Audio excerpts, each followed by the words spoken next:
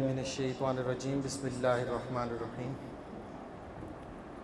نحمدہ ونصلی علی رسولہ الکریم اما بعد فاعوذ باللہ من الشیطان الرجیم بسم اللہ الرحمن الرحیم ان اللہ وملائکتہ یصلون علی النبی یا ایہا الذین آمنوا صلوا علیہ وسلموا تسلیما اللہم صلی علی سیدنا و مولانا محمد وعلی آل سیدنا ومولانا محمد وبارک وسلم وصلی علیہ الصلاۃ والسلام علیک یا سیدی یا رسول اللہ وعلی آلک واصحابک یا سیدی یا حبیب اللہ الصلاۃ والسلام علیک یا جد الحسنین وعلی آلک واصحابک امام القبلتین وسیلتنا فی الدارین. بعد از حمد و ثنا لائق سب تکریم و تعظیم علماء کرام، نعت خوان حضرات اور جملہ مریدین، مقتصدین اور مستفیدین، سب کی خدمت میں سلام عرض کرتا ہوں. السلام علیکم ورحمۃ اللہ وبرکاتہ. اب ذی وقار گزشتہ ماہ و سال کی طرح آج پھر استانہ عالیہ محمدیہ غوثیہ کوکہ شریف پر 11ویں شریف کی ایک عظیم محفل کا انعقاد کیا گیا ہے، اور مجھ ناچیز کو بھی اس میں اپنی حاضری لگانے کا موقع ملا.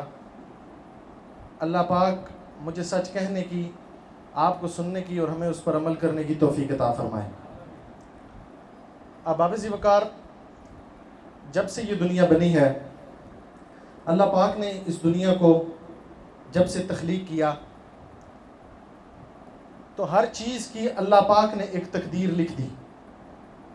ہر چیز اپنی تقدیر کے مطابق ہی جس طرح اللہ پاک نے لکھی ہے اس مطابق ہوتی رہی. اب ذی وقار ایک دفعہ کا واقعہ ہے کہ ایک بادشاہ کا دربار لگا ہوا تھا، اور اس بادشاہ کے دربار میں تقدیر اور تدبیر کو لے کر بحث چل رہی تھی. کسی کا موقف یہ تھا کہ تقدیر ہی ہمیشہ کام کرتی ہے، اور کسی کا موقف یہ تھا کہ تدبیر سے تقدیر کو بدلا جا سکتا ہے. یہ تدبیر اور تقدیر میں جو بحث چل رہی تھی، اس پہ ہر بندہ اپنے اپنے دلائل پیش کرتا تھا. بادشاہ سب کے دلائل سنتا رہا. آخر میں اس کا ایک خاص وزیر تھا. اس وزیر نے بادشاہ کو اپنے دلائل پیش کیے، اور اس کے دلائل یہ تھے کہ تقدیر کو تدبیر سے بدلا جا سکتا ہے، تقدیر کو تدبیر بدل سکتی ہے. تو بادشاہ نے اس کو حکم دیا کہ تم اپنی بات ثابت کرو. جو دلائل تم دے رہے ہو، جس بات کی تم قوی امکانات تمہیں محسوس ہوتے ہیں کہ تدبیر سے تقدیر کو بدلا جا سکتا ہے، اس اپنی بات کو تم ثابت کرو. تو بادشاہ نے جب یہ حکم دیا تو وزیر نے کچھ عرصے کا وقت مانگ لیا، کچھ عرصہ درکار سمجھا. تو بادشاہ نے اجازت دے دی، اور یہ عرصہ کئی سالوں پہ مشتمل تھا. تو جس طرح وقت چلتا رہا، وزیر ساری دنیا کا چکر لگاتا رہا. تو چکر لگا کے جب واپس بادشاہ کی حدود میں پہنچا، اس کی ریاست کی، اس کو اپنی مثال ثابت کرنے کے لیے کوئی بات نہیں مل رہی تھی جس سے وہ بادشاہ کو یہ بات باور کرا سکے کہ تقدیر پر تدبیر حاوی ہو سکتی ہے. تو احباب ذی وقار، وہ وزیر جب بادشاہ کے محل کے پاس داخل ہوا تو اس نے دیکھا کہ بادشاہ کی ایک شہزادی، نوعمر شہزادی، اپنی سہیلیوں کے ساتھ کھیل رہی تھی. تو کھیلتے کھیلتے ان کو دیکھتے ہوئے ہی اس وزیر کے ذہن میں یہ بات آ گئی کہ میں تقدیر پہ تدبیر کو حاوی کرنے کی دلیل ثابت کر سکتا ہوں.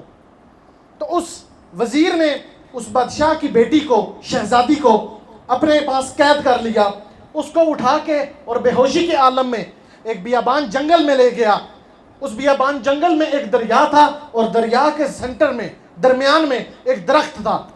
اس درخت کے اوپر وزیر نے اس شہزادی کو جا کے رکھا، اور شہزادی کے سامنے جب بھی وزیر آتا تو اپنی اصلی شکل میں نہیں بلکہ ایک بزرگ کی شکل میں، ایک بزرگ کا حلیہ اپنا کے وہ وزیر اس شہزادی کے سامنے جاتا۔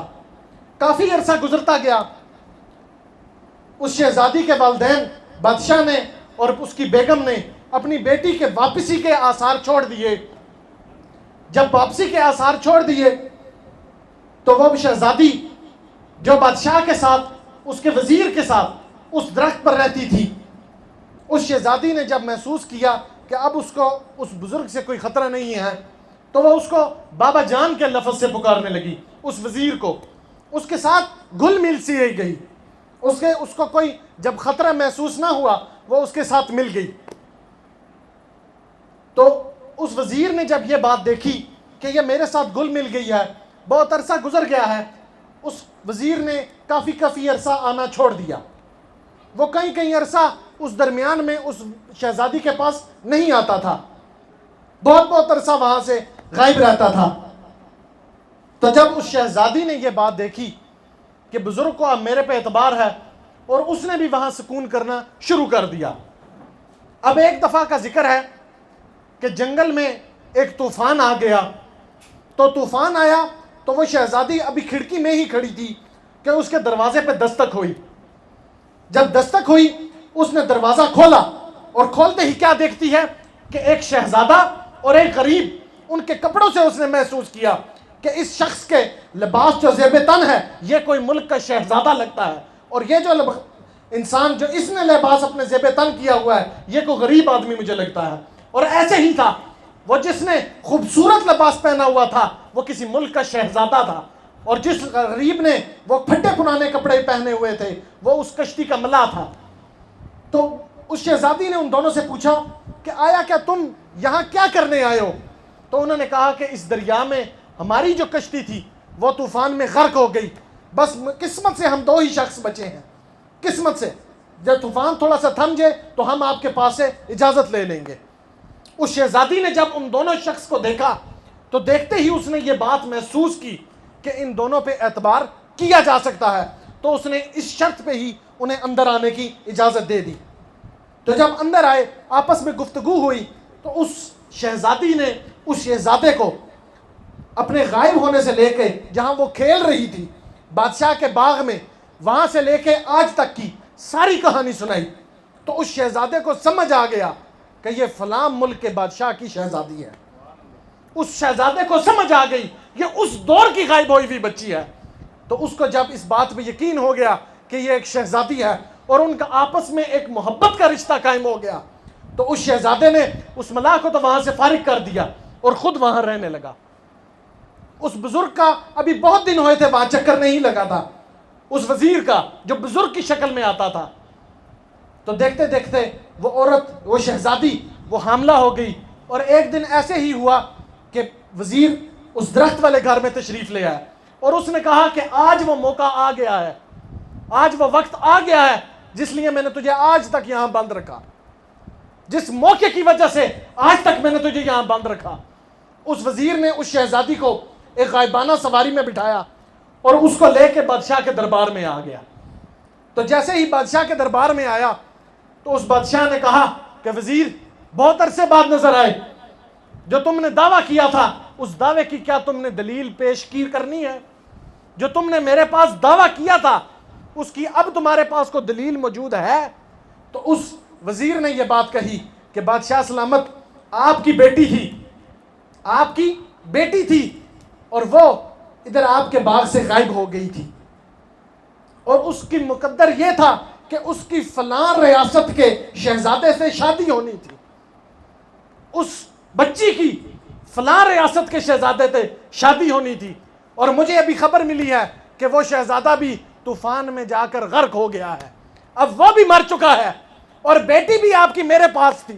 اس کی تقدیر یہ تھی کہ اس کی شادی اس فلاں علاقے کے شہزادے سے ہونی تھی، لیکن میں نے اس کی شادی اس شہزادے سے نہیں ہونے دی، میں نے اس کو نوعمری میں ہی یہاں سے اٹھا لیا، نوعمری کی تھی، ابھی کھیل رہی تھی، میں نے اس کو یہاں سے اٹھا لیا، اور وہ شہزادہ جس سے اس کی شادی ہونی تھی اس کو بھی طوفان نے خود میں غرق کر لیا۔ تو اتنی دیر میں اس نے پالکی کا کپڑا اٹھایا، جس غائبانہ سواری میں وہ شہزادی سوار تھی، ایسے کپڑا اٹھاتا ہی ہے اور بیچ سے کیا دیکھتا ہے کہ شہزادی بھی نکلتی ہے، شہزادہ بھی نکلتا ہے، اور ان کے ہاتھ میں ایک بچہ بھی ہوتا ہے۔ اس سے ثابت یہ ہوا کہ وزیر نے اپنی تدبیر سے ان کی تقدیر بدلنا چاہی، اپنی تدبیر سے ان کی تقدیر بدلنا چاہی، لیکن میرے رب نے جو تقدیر لکھی تھی ہونا وہی تھا، ہونا وہی تھا۔ بادشاہ کے وزیر نے 100 کوششیں کی، لیکن جو رب کی تقدیر تھی اس کو نہیں بدل سکا۔ اسی لیے تدبیر جو بھی ہو، تقدیر کبھی بھی اپنا فیصلہ نہیں بدلتی، تدبیر پہ تقدیر باری ہی ہوتی ہے۔ درود شریف پڑھیں۔